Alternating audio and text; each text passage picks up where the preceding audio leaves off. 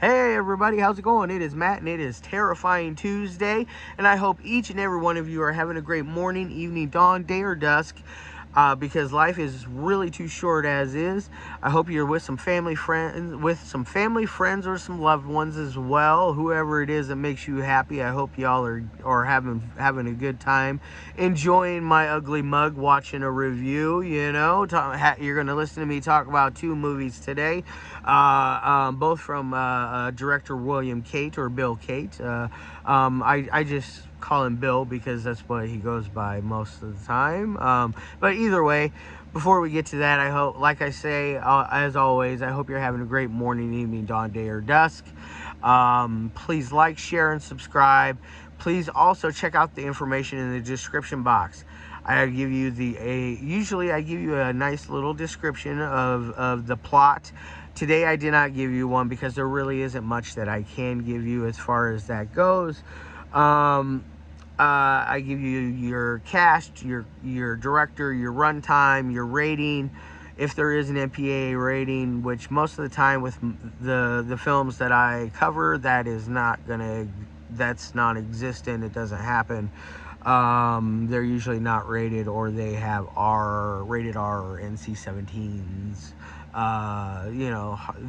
Hard stuff. Either way,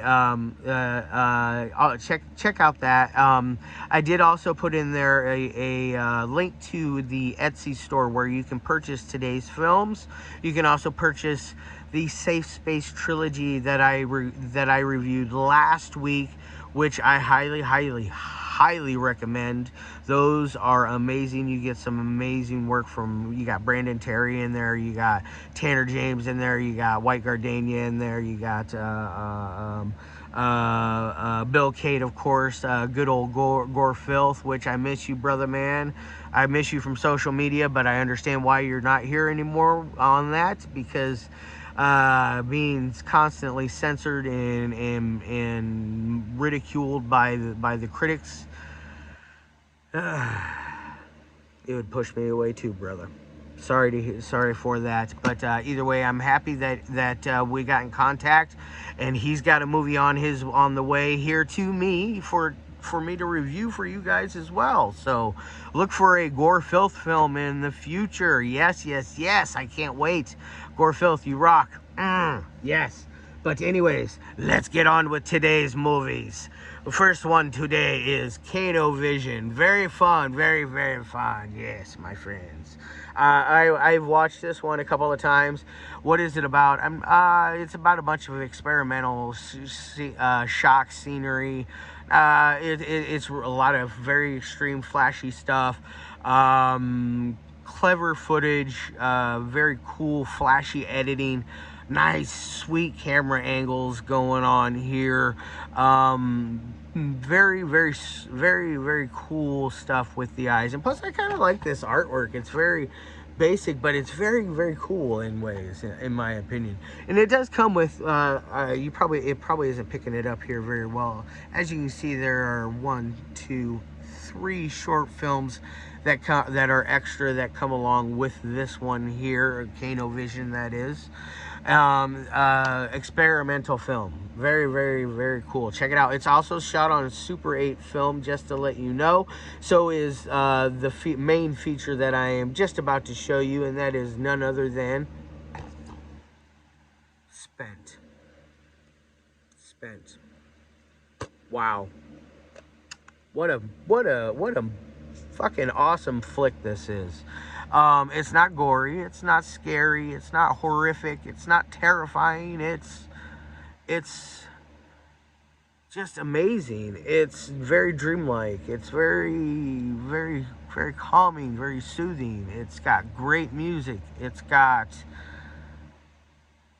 acting that without dialogue that like you can understand what's going on without them telling you. And I usually don't like non-dialogue films, but this one, it really got me. I really like this one. It really grabbed me by my heart and said, "You're gonna love me. You ugly SOB. You're gonna like me." And I really like Spent. Like I said, it's also shot on Super 8 film. As far as special features go, there is no special features on this one. There are no extra special shorts that come with this one at all. Basically, it's the film. It runs about an hour and 20 minutes, hour and 19 minutes, right around in that area ish. Um, when I was talking to Bill, he told me one of his main inspirations for this film was Carnival of Souls, which, if you have not checked out that film, I highly recommend it. It is an amazing, very astonishing film. Both the original black and white, I forget what year that one was made, is very, very well made. It's just beautiful. I believe it's also public domain now, which is kind of a shame. So you can find like copies of that one super easy, super cheap. And then I believe it's been remade maybe twice now. I know for sure it was remade in the 90s. That one it's worth a watch. I would add it to my collection if they were to throw it on a Blu-ray, you know. I think it's just got DVD and VHS thus far, you know. And I believe the DVD is an old snapper case. I may be wrong. I can't remember. It's been a hot minute since I've seen that one. But anyways, enough about the 90s version of Carnival of Souls. But he drew inspiration from the original, the masterpiece. And when you watch this, you can definitely see the dreamlikeness of that film in here. You can feel the inspiration. It just pours out of it, and it's just so good. And you know what, um, I want to see Bill make more films like this, like both of these. I want to see him make more of Safe Space. The guy is amazing. The guy's got extreme talent. I love his films. This one here, it's very interesting. There's acting with no dialogue. Usually I don't like that. I get bored easily when that happens. Flowers 2, I'm looking at you.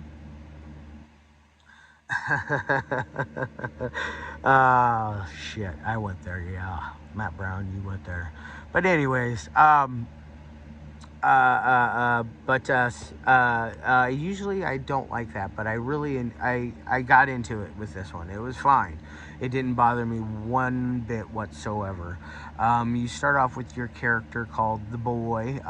He is basically just kind of hanging out, laying around down in this like ditch cul-de-sac culvert type area with like some like dead grass and stuff like that all around him, and kind of smashed around. Looks like he's been hanging out there for a little while, just kind of chilling, doing whatever, sleeping, masturbating. I don't know. Who knows? He's just been hanging out there. Not to make not to poke jokes at the movie. I'm just being silly. But either way, the boy is just hanging out. He eventually gets up, brushes himself off, goes up to the road, and he eventually hitches himself a little ride, rolls on into the town, the next town. And then you start meeting these other characters, which are known as the spirits. And there's, I believe, 5 of them. And they are all each unique and different in their own way, of course. Much like each and every one of us. They are not all exactly the same in any way, shape, or form, which is cool. I dig the uniqueness. They're not like crazy looking creatures or anything like that. They're just normal human beings that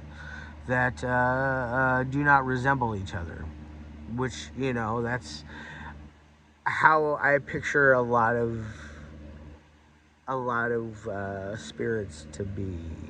I don't know. I could be wrong. They're probably, I don't know anything about that paranormal type stuff. I am a noob when it comes to things of that nature.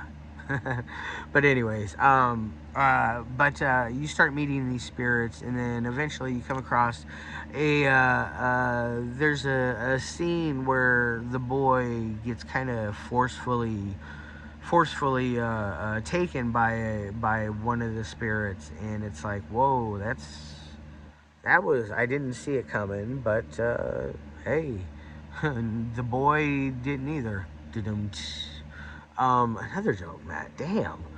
But anyways, uh, you eventually find out what everything is going on. As the back of the film states, the hardest part of being dead is not knowing, and as you can figure that out, you can figure out the movie.